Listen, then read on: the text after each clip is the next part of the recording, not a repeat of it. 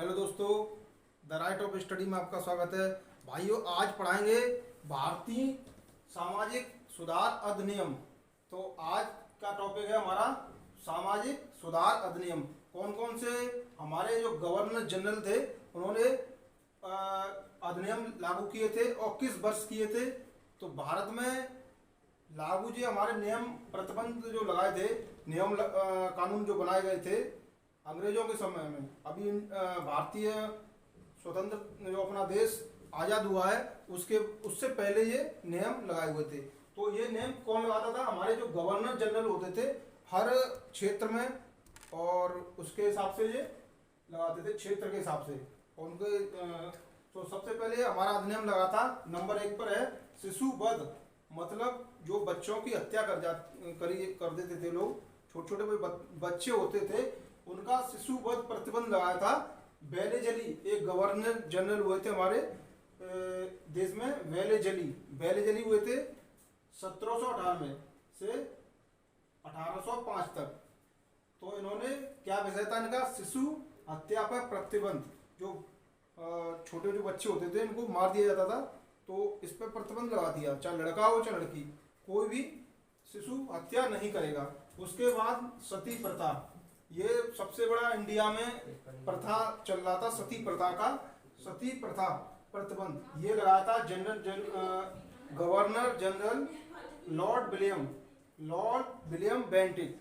ये बहुत famous governor general थे और ये इनका वर्ष था 1829।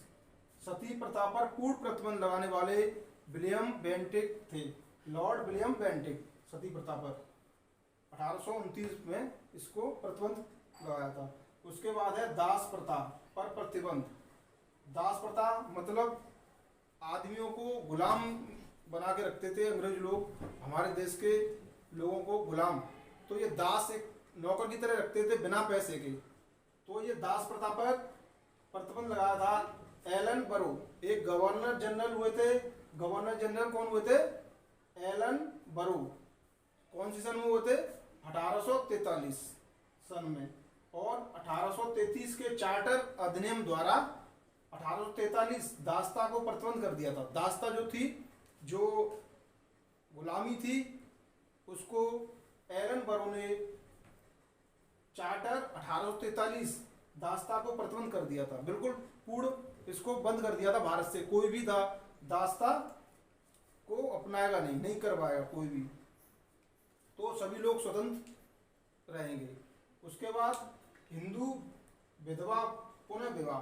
हमारे देश में क्या होता था भाइयों, पहले जैसे शादी हो जाती थी महिलाओं की और उसका पति मर गया 1 साल बाद, 2 साल बाद या 10 साल बाद, तो वो महिला बेचारी जीवन भर विधवा ही रहती थी। तो हमारे एक जनरल हुए थे लॉर्ड कैनिंग, हमारे देश में गवर्नर जनरल थे लॉर्ड कैनिंग।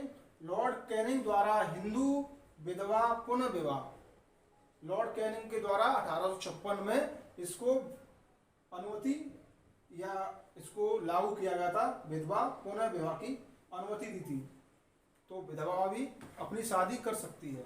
उसके बाद नेटिव मैरिट एक्ट। ये नेटिव क्या है? नेटिव मैरिट एक्ट था। इसको गवर्नर जनरल नॉर्थ ब्रुक ने लागू किया था सन 1872 में। इसमें क्या था कि अंतर जाति विवाह की जाति हमारे समाज में और इंडिया में अपने समाज के लोगों के बीच में ही शादी होती थी, लेकिन नेटिव मैरिट एक्ट एक ऐसा एक्ट था जिसमें कोई भी किसी जाति की महिला से या पुरुष से शादी आपस में कर सकते थे। तो उसके बाद है भाइयों एज ऑफ एसेंट एक्ट।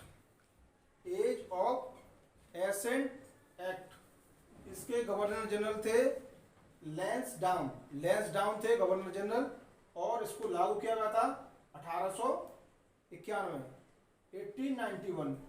इसमें क्या नियम था? लड़की के लिए विवाह की आयु निर्धारित कर दी गई थी कि 12 वर्ष से पहले लड़की की शादी नहीं कर सकते। ये एज ऑफ एसेंट एक्ट के द्वारा लैंसडाउन द्वारा इसको नियम को लगाया गया था, अधिनियम लगाया गया था। उसके बाद है शारदा एक्ट। ये बहुत फेमस एक्ट है, शारदा एक्ट इंडिया में। और इसके गवर्नर जनरल थे इरविन और वर्ष है 1930 1930। इसमें नियम था विवाह के लिए लड़की की आयु न्यूनतम कम से कम 14 वर्ष और लड़के की कम से कम 18 वर्ष की आयु होनी चाहिए। ये निर्धारित करी थी ये हमारे गवर्नर जनरल इरविन द्वारा। इरविन थे गवर्नर जनरल और इसका एक्ट का नाम है शारदा एक्ट।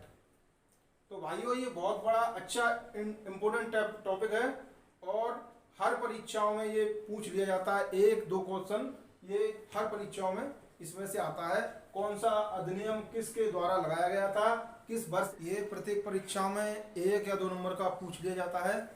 तो इसका स्क्रीनशॉट ले लें, नोट डाउन कर लें और चैनल को सब्सक्राइब करना द राइट ऑफ स्टडी और वीडियो को लाइक करना, शेयर करना। आज के लिए बस इतना ही। जय हिंद, जय भारत।